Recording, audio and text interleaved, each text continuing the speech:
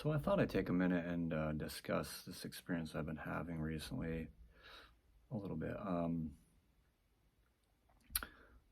When I was younger, I went through a traumatic event where I had my toes on my left foot pinched inside of a gutter, a machine that carries manure away at the farm that I grew up on. And I've been thinking about the time because there's something that happened, and I think it's common for people that experience things that are pretty traumatic, where when it happened, well, let me explain.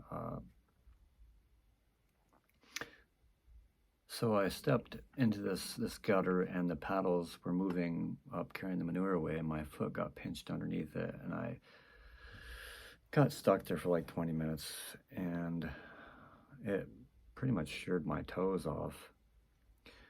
In any case, after that, when they finally got me out of where the machine was holding me pinned, I remember having the experience of just losing myself in time altogether. And in this experience, I vaguely recall looking down at things rather than being in my body. And this is one example where I could remedy the thought, because there was a social construct that, somebody who could tell me about what the experience was for them, and so I could put it together without too much trouble. But another time in my life, something else happened that was really traumatic. And when I go back and try to revisit the memory, for the longest time, I couldn't tell if it was a memory or if I imagined the situation. But now as an adult, I know for sure that it happened. But when I look back at it, I don't know which position to take inside of the memory. Because of the pain that I went through, when I first revisited the memory, I was in third person, as in I was looking down at myself. And then I could also see my body, so I could kind of step into that too, and other positions of entities, as it were.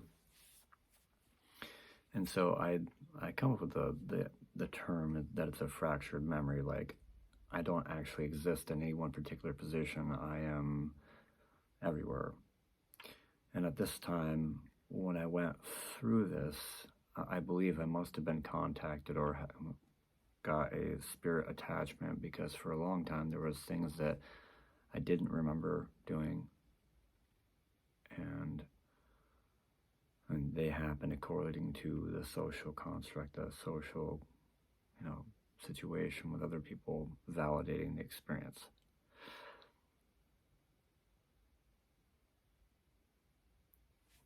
Anyway, I learned some pretty potent and powerful ways to nullify the effects of the trauma itself through shamanic work,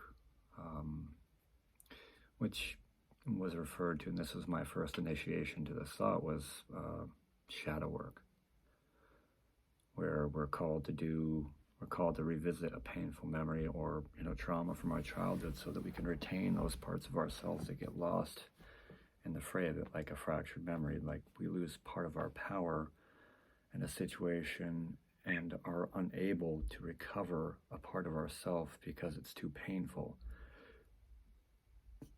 And recently I came across a couple mantras that were really, really effective in helping to step into the pain and to step through it, so that I could retain the power that was taken and was stuck inside of the memory. I use it all the time now. It's very, very potent, and I still use it in situations every day, because I feel like when I come up to negative situations, my energy kind of gets trapped, or I feel it more so, and then I have a tough time releasing it. So I use this mantra, and it relieves that, and it feels like it washes away the negativity or the negative energy or the negative attachment or entity or whatever it is that's separate from myself, drawing off of me or projecting its pain onto me, which is probably more likely. And since I was little, I have had a very strong sense of empathy, and I think it's connected to this fractured memory where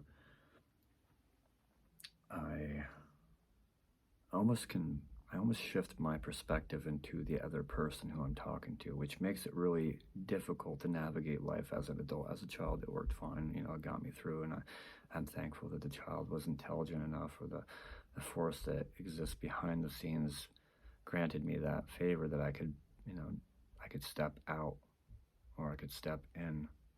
But as an adult, I have incredible sensitivities to light, sound, and so I blocked it for a long time by smoking, but taste and smell and touch. And sometimes when I touch things, I get like direct mental imagery, and it's not voluntary, at least not to begin with, but as I've kind of grown with the sensation of it, or the sensations that come along with it, I've actually stepped into using it more fully so that I can feel for things that are not beneficial to me, that will cause me problems, and I just know that I can stay out of the zone with the things. Anyway, I'm dubbing it fractured memory. And I would like to give this mantra for anybody. Well, you know what? I won't give the mantra. But if there's anybody that has these kinds of things, if you want to put it in the comment that you'd like to know what the mantra is in order to assist you, I would love to assist you, because I believe this is my life purpose, was to be of assistance to other people, to be of service to community. And I know in the past well, I'll leave it there. I'm here to serve the greater